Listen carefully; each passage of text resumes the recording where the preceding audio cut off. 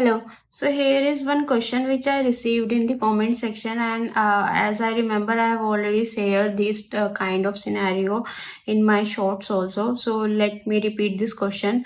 On OWD level, account is set to private. Okay, user A is the owner of account A, and user B is complaining that he is also able to see account A.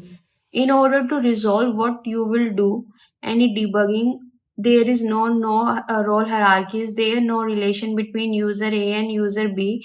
Okay, criteria based sharing rules, no issues, manual sharing, no issues. Basically, what should be the approach for this question? Okay, so what I understand here is, for account it is set as private OWD. Okay, two users are there, A and B. A is able to see the records of user B also, which should not be possible because OWD is already set as private. Okay, so here you will going to check the profile. Okay, on the profile, check whether this user B or the another user which is able to see the records of user A also.